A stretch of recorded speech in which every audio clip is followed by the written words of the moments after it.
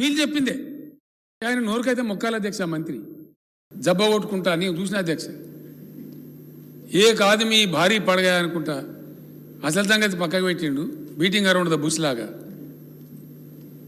ఇక మీరు కాంగ్రెస్ ఇందిరాగాంధీ చచ్చిపోయి 40 ఏళ్ళకి వచ్చి అధ్యక్ష ఆయన ఎప్పుడు చనిపోయినారు ఏం కథ 84లో కదా అధ్యక్ష దగ్గర ఒకటి దాకా 40 ఏళ్ళకి వచ్చి నెహ్రూ గారు పాపం ఆయన స్వతంత్రం తెచ్చి జైల్లో పడి మనవాడి నాశనం అయిపోయి ఆయన చచ్చిపోయి 60 ఏళ్ళు దాటిపోయి కావాల మీద 60 ఏళ్ళ కింద వాళ్ళ ఒక ఆయన చచ్చిపోయింది ఇంకో 40 ఏళ్ళ కింద చచ్చిపోతే వాళ్ళ పేరు తీసుకొని ఆమె ఇన్ని గవర్నమెంట్ కూలగొట్టింది అన్ని గవర్నమెంట్ కూలగొట్టింది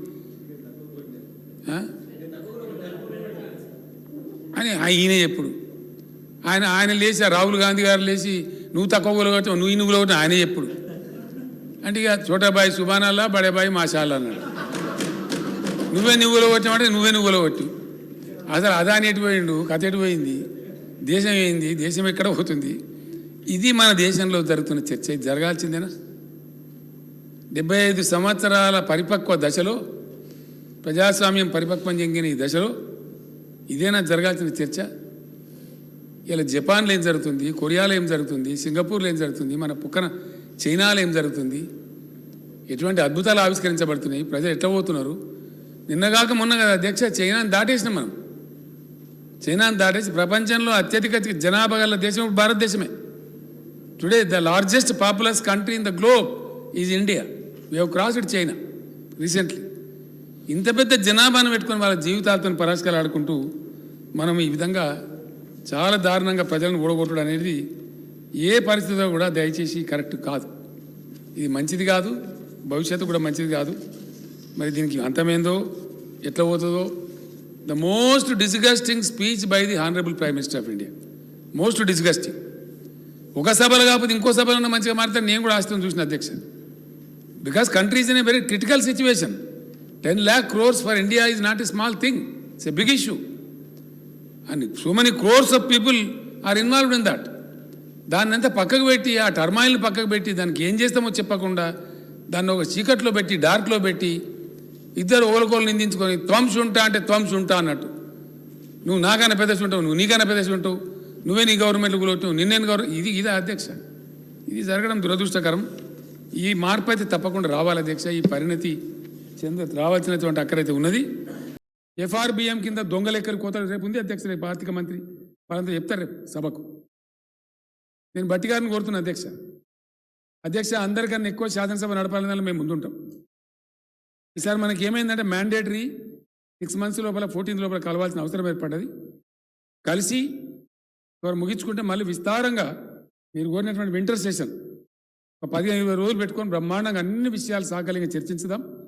వీళ్ళని త్వరలో పెట్టుకుందాం.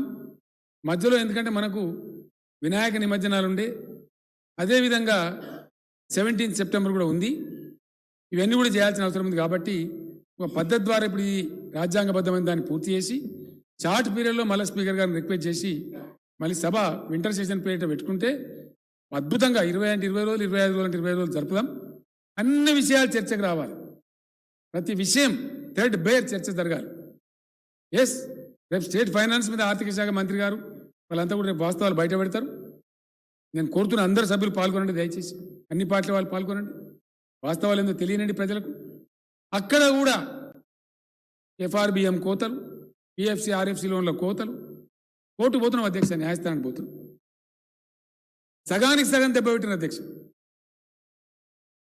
ఇంకెంత ఘోరం అంటే ఇదే పీయూష్ గోయల్ గారు విద్యుత్ శాఖ మంత్రి ఉన్నప్పుడు వాళ్ళ ప్రభుత్వాలు ఉండే రాజస్థాన్లో, అప్పుడు వసుంధర రాజే గారి ప్రభుత్వం, అవి దివాలెత్తితే వాటిని బెయిల్అవుట్ చేయడానికి తెచ్చిన ఒక స్కీమ్. ఆ స్కీమ్ పేరు ఉదయ్. మనకు అవసరం లేకుండా అధ్యక్ష మనం అట్లా దివాలెత్తలే. మన సంస్థలు మంచిగా పనిచేస్తుండే. కానీ మీరు కూడా తీసుకోవాలి. మడుగులవాడ దున్నపోతు మంచి కింద కూర్చుంటారు కదా అధ్యక్ష, నేనింత ఊసుకోవాలి బురద. ఇదే పీయూష్ గోయల్ గారు నన్ను మాట్లాడి చెప్తే 10 సార్లు నా ఎంబడ పడితే ఇష్టం లేక ఉదయ్ స్కీమ్లో చేరినాం అధ్యక్ష. ఏందా ఉదయ్ స్కీము? డిస్కామ్లు ఏమన్నా ఇంతకుముందు గతంలో లోన్లు ఉన్నట్టయితే మనం 11,500-12,000 కోట్లు ఉండే. రాష్ట్ర ప్రభుత్వం తీసుకోవాలి భారాన్ని, తీసుకున్నాం. ఎట్లా కరెంట్ తక్కువ ఉంది మన దగ్గర, మంచిగా వేసుకుని అక్కర్నది, స్టెబిలైజ్ చేసి అక్కర్నది. కొత్త సబ్స్టేషన్లు కట్టాలి, లైన్లు వేసుకోవాలి అనే బాధతోని సరే పర్వాలేదని చెప్పి తీసుకున్నాం అధ్యక్ష. అది కూడా అప్పు కింద పరిగణిస్తాం, మీ ఎఫ్ఆర్బిఐలో కోత పెడతామన్నారు. వీళ్ళు చెప్పిందే.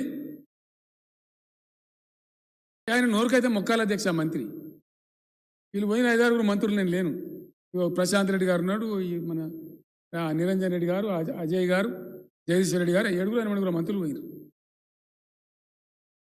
పోయి ఆయన చాంబాలు ఉంటే ఆయన మంది నిలగొట్టేసి ఏమంటాడు ఆయన, ఎందుకా మీరు 2,000 రూపాయల పెన్షన్ ఇస్తాను, దుబారా ఇస్తాను, మేము 600 ఇస్తాను గుజరాత్లో, మాకు ఎత్తలేరా ఓట్లు, మీరు పిచ్చోళ్ళు, మీరు రైతు బంధు ఎందుకు ఇస్తాను ఇది మాట్లాడతారు అధ్యక్ష. వడ్లు మీరెందుకు ఉంటారు నాకు అర్థం కాదు. 1200-1300 అమ్ముకుంటారు, అమ్ముకొని మీకేంది పెద్ద మీరు లేదు, ఏ రాష్ట్రం చేయండి, మీరెందుకు పెద్ద సిపాయిలా, ఇది మాట్లాడతారు అధ్యక్ష. ప్రైవేట్లో ఉదయ్ తీసుకోమని ఆయన న్యాయంపడబడేది, తీసుకున్న ఉదయం మళ్ళీ ఇప్పుడు గోల్మాలు తిప్పుతామంటే మళ్ళీ కోర్టు కోతామంటే మళ్ళీ ఇచ్చారు అధ్యక్ష. అరే మీరు ఇచ్చిన అప్పు కదనే, మీరు ఎత్తుకోమంటే ఎత్తుకున్న భారం ఇది ఎట్లా కట్ చేస్తారు? అసలు లోపల జరిగేది ఈ కథ అధ్యక్ష. నేను అందుకే అంటున్నా, వింటర్ సమావేశాల పేరిట 25 రోజులు జరగాల్సిందే శాసనసభ. ప్రతి విషయంలో ఈ కేంద్ర ప్రభుత్వం యొక్క దుర్నీతి ఒక గంటలో చెప్పలేం అధ్యక్ష, ఒక అర్ధగంటలో చెప్పలేం, అంత కథ ఉన్నది 8 ఏళ్ళ. ఈ విశ్వగురువు పెట్టే ప్రసాదం ఏందో, ఈ దేశాన్ని యారు తీసుకుపోతారో,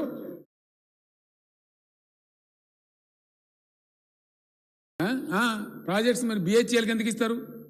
ఈయనంటాడు బిహెచ్ఎల్కి ఏద్దట, ప్రభుత్వ రంగ సంస్థలను అమ్మేయాలి. ఇక అది కూడా చెప్తే ఇప్పుడు లాస్ట్ పాయింట్ అదే చెప్పి ముగిస్తాను. విశ్వగురు వారి యొక్క విశ్వరూపం ఏంటంటే అధ్యక్ష, భయంకరం అన్నమాట. దేశం పరువైపోతుంది. ఏ రోజు కూడా వేరే దేశాలలో మన ప్రధానమంత్రి వ్యతిరేకంగా ప్లేకార్డులు పట్టుకొని నిరసనలు చెప్పారు అధ్యక్ష. Narendra Modi, don't exploit hour weakness, don't help your business friends అని శ్రీలంక దేశంలో యువకులు లక్షల మంది, వేల మంది ప్లేకార్డులు పట్టుకొని మా బలహీనతను, మా ఆర్థిక బలహీనతను మోసం చేయకండి, దోపిడీ చేయకండి అని అరుస్తా ఉన్నారు అధ్యక్ష. అక్కడ ఎలక్ట్రిసిటీ బోర్డు చైర్మన్, ఆ దేశ ఎలక్ట్రిసిటీ బోర్డు చైర్మన్ భారత ప్రధానమంత్రి గారు ఒత్తిడి చేస్తేనే అదాని అండ్ కంపెనీకి అది ఇచ్చినాము, ఆయన హై రేట్లు అమ్ముతున్నాడు పవర్ అని statement, recorded statement, official statement ఉంది అధ్యక్ష. Before the parliament committee of Sri Lanka. ఇంకో భయంకరమైన ఈ అందమైన ముసుగు, రిఫార్మ్, విద్యుత్ సంస్కరణలు అనే ముసుగు ఏం చెప్తారు అధ్యక్ష? ఇక్కడ మన సింగరేణిలో చాలా ఎఫిషియెంట్ మన తెలంగాణ బిడ్డలు పనిచేశారు. నా దగ్గర ప్రిన్సిపల్ సెక్రటరీ ఉన్న నరసింహరావు ఉండే ఎండీగా